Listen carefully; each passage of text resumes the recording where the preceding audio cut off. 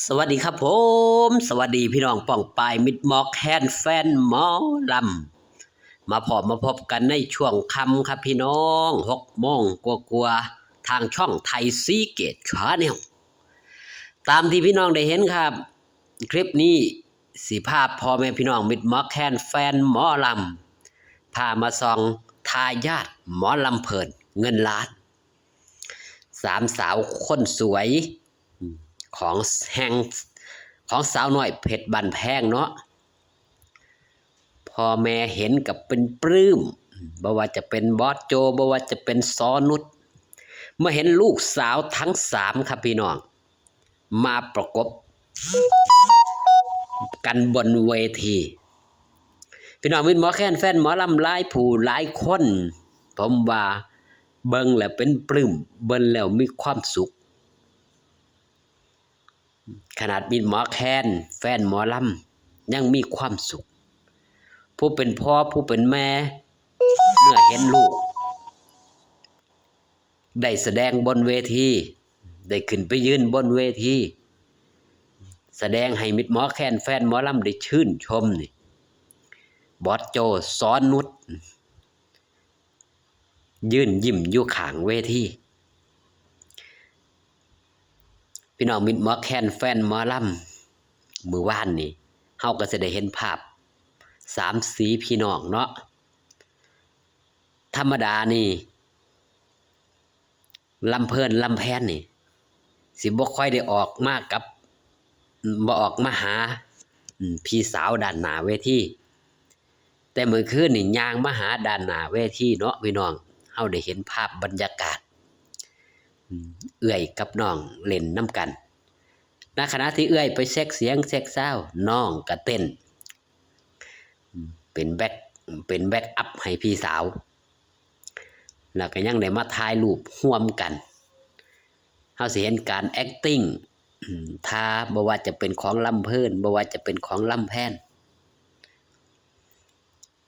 การย่างจับไม้จับมือเฮาสิเห็นอากับกิริยาของ2 พี่น้องติดพี่สาวมีความหักความแพงให้กับพี่สาวอย่างลาน้อยอุ้งอิงก็ถือว่าเป็นแบบอย่าง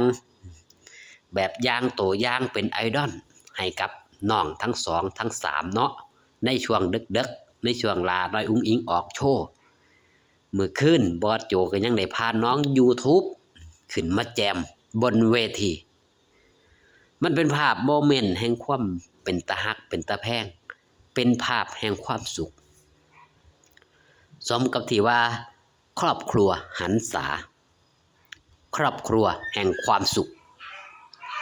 ถือว่าบุญนำพาวาสนานำทรงครับนำมาอยู่ใส่กันจักปีจังค่อยได้มาพบมาพอกันเป็นเวลา16 ปีกว่าหรือว่า16 ปีของหลาน้อยอุ้งอิงที่ได้มาพบมาพอเนาะบอสโจยมนินทร์รับเอามาเป็นลูกภาพนี้พี่น้องมิตรหมอแคนแฟนหมอลำก็สิเห็นว่าการแต่งเนื้อแต่งโตวของลำเพลินลำแพนภาพนี้เป็นของลำเพลิน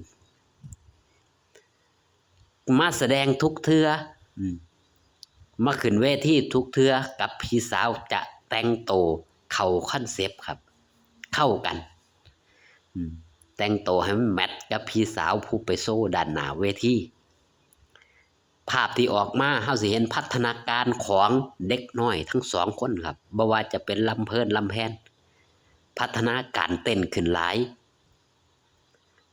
ฮู้จักเล่นฮู้จักโชว์ไปกับเอื้อยโดยเฉพาะเมื่อคืนเฮาสิเห็นเพลงเด้งดึงทั้ง3 สีพี่น้องเฮาสิได้เห็นว่าเต้นเข้ากันลำเพลินลำแพนก็เต้นเข้ากันเฮ็ดให้เอื้อยมีความสุขไปนำพ่อแม่มิตรหมอแคนแฟนหมอลำก็มีความสุขไปนำนะครับเนาะนั่นคือสิ่งที่แสดงออกถึงความหักความแพงแสดงออกถึง ถึงหยังครับสปิริตเพราะว่าหยังกลัวเอื้อยสิออกก็เป็นเวลา4-5 ทุ่มแล้วเด้ครับเป็นเวลาหลับเวลานอนของเด็กน้อยเด้แต่ก็สิเป็นอีกจังหนึ่งนั่นคือเป็นลูกศิลปินการนอนกลางคืนก็ถือว่าเป็นเรื่องน้อยมันจะอาจจะได้เชื้ออาจจะได้เสื้อพอเสื้อมาการบ่หลับบ่นอนฝึกความอดทนไว้ตั้งแต่เล็กแต่น้อยหลายคนมักจะเอาลำแพนนี่ไปเปรียบเทียบใส่กับลาน้อยอุ๋งอิ๋งว่าหน้าตาละไม้คล้ายกันการเฮ็ดท่าทางต่างๆนี่เฮ็ดให้หลายผู้หลายคนมีความสุขไปกับการเล่นบ่ว่าจะเป็นการเล่นของลาน้อยอุ๋งอิ๋งบ่ว่าจะเป็นการเล่นของลำเพิ่นลำแพนสร้างรอยยิ้มและความสุขให้กับมิตรหมอแคนแฟนหมอลำสร้างรอยยิ้มให้กับพ่อกับแม่สร้างรอยยิ้มให้กับย่าอีกหลายๆผู้หลายๆคนที่ได้เบิ่งครับที่ได้เบิ่งการโชว์ของ3 สาว3 สีพี่น้องเคมีตรงกัน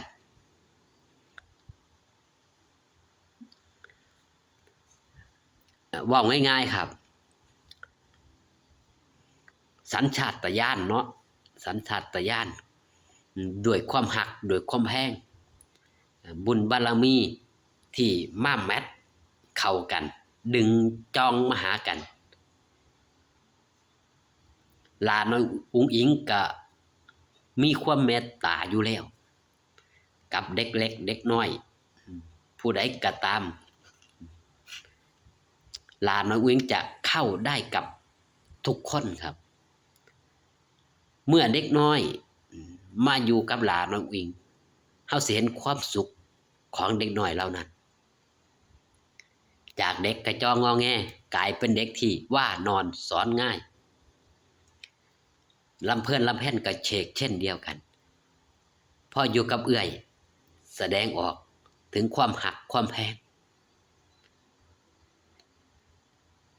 ขอบคุณพี่น้องมิตรหมอแคนแฟนหมอลำที่มาเบิงมาแย่งด้วยครับเด้อช่องไทยสีเกตชาแนลอย่าลืมอย่าพลาดครับวันที่17ขายอ้อทุกโรงภาพยนตร์